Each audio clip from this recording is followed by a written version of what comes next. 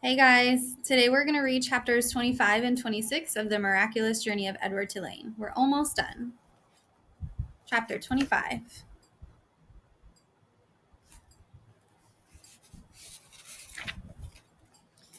Technically, of course, he was not alone. Lucius Clark's shop was filled with dolls, lady dolls and baby dolls, dolls with eyes that opened and closed, and dolls with painted on eyes, dolls dressed as queens, and dolls wearing sailor suits. Edward had never cared for dolls. He found them annoying and self centered, twittery, and vain. His opinion was immediately reinforced by his first shelf mate, a china doll with green glass eyes and red lips and dark brown hair. She was wearing a green satin dress that fell to her knees. "What are you?" she said in a high pitched voice when Edward was placed on the shelf next to her. "I am a rabbit," said Edward. The doll let out a small squeak. "You're in the wrong place," she said. "This is a shop for dolls, not rabbits." Edward said nothing. "Shoo!" said the doll. "I would love to shoo," said Edward, "but it is obvious that I cannot." After a long silence, the doll said, "I hope you don't think that anyone is going to buy you." Again, Edward said nothing. "The people who come in here want dolls, not rabbits. They want baby dolls or elegant dolls such as myself, dolls with pretty dresses, dolls with eyes that open and close." "I have no interest in being purchased," said Edward. The doll gasped. "You don't want somebody to buy you?" she said. "You don't want to be owned by a little girl who loves you?" Sarah Ruth, Abilene, their names went through Edward's head like the notes of a sad, sweet song. "I have already been loved," said Edward. "I have been loved by a girl named Abilene. I have been loved by a fisherman and his wife, and a hobo and his dog. I have been loved by a boy who played the harmonica, and by a girl who died. Don't talk to me about love," he said. "I have known love." This impassioned speech shut up Edward's shelf-mate for a considerable amount of time. "Well," she said at last, "still, my point is that nobody is going to buy you." They did not speak to each other again. The doll was sold 2 weeks later to a grandmother who was purchasing her for a grandchild. "Yes," she said to Lucius Clark, "that one right there, the one with the green dress. She is quite lovely." "Yes," said Lucius. "She is, isn't she?" And she plucked the doll from the shelf. Goodbye and good riddance, thought Edward. The spot next to the rabbit stayed vacant for some time. Day after day, the door to the shop opened and closed, letting in early morning sun or late afternoon light, lifting the hearts of the dolls inside, all of them thinking when the door swung wide that this time, the person entering the shop would be the one who wanted them. Edward was the lone contrarian. He prided himself on not hoping, on not allowing his heart to lift inside him. He prided himself on keeping his heart silent, immobile, closed tight. "I am done with hope," thought Edward Tulane. And then, one day at dusk, right before he closed the shop, Lucius Clark placed another doll on the shelf next to Edward. Chapter 26.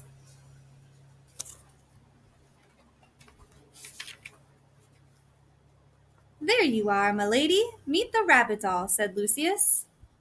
The doll mender walked away, turning out the lights one by one. In the gloom of the shop, Edward could see that the doll's head, like his, had been broken and repaired. Her face was, in fact, a web of cracks. She was wearing a baby bonnet. "How do you do?" she said in a high, thin voice. "I am pleased to make your acquaintance." "Hello," said Edward. "Have you been here long?" she asked. "Months and months," said Edward. "But I don't care. One place is the same as another to me."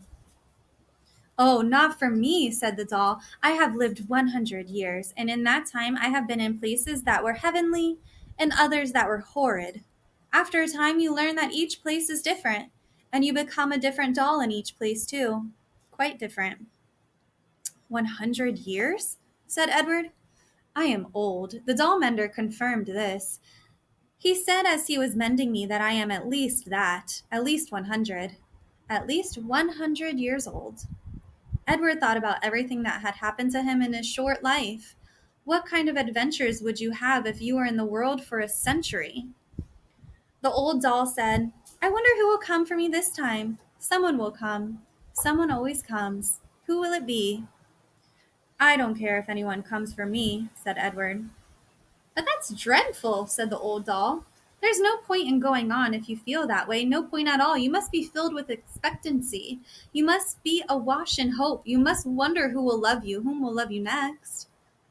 I am done with being loved, Edward told her. I'm done with loving. It's too painful. Psh, said the old doll. Where is your courage? Somewhere else, I guess, said Edward. You disappoint me, she said. You disappoint me greatly. If you have no intention of loving or being loved, then the whole journey is pointless. You might as well leap from this shelf right now and let yourself shatter into a million pieces. Get it over with. Get it all over with now. I would leap if I were able, said Edward. Shall I push you? Said the old doll. No, thank you, said Edward to her. Not that you could, he muttered to himself. What's that? Nothing, said Edward. The dark in the doll shop was now complete. The old doll and Edward sat on their shelf and stared straight ahead. You disappoint me, said the old doll. Her words made Edward think of Pellegrina, of warthogs and princesses and listening and love, of spells and curses. What if there was somebody waiting to love him? What if there was somebody whom he could love again? Was it possible? Edward felt his heart stir. No, he told his heart, not possible, not possible.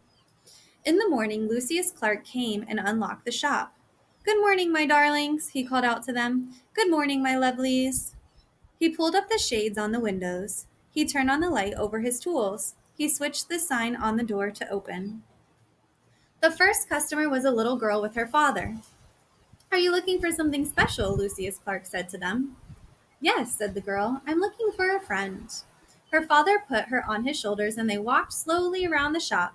The girl studied each doll carefully. She looked Edward right in the eyes. She nodded at him.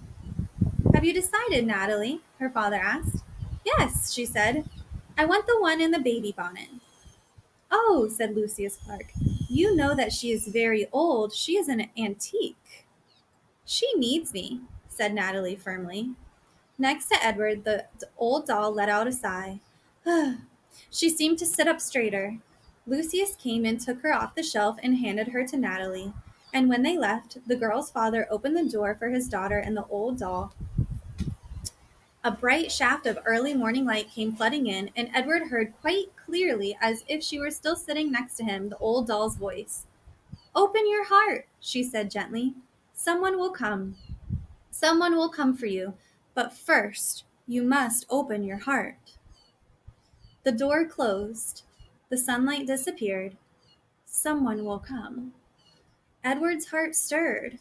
He thought for the first time in a long time of the house on Egypt Street and of Abilene winding his watch and then bending toward him and placing it on his left leg, saying, I will come home to you. No, no, he told himself. Don't believe it. Don't let yourself believe it. But it was too late. Someone will come for you. The China Rabbit's heart had begun, again, to open.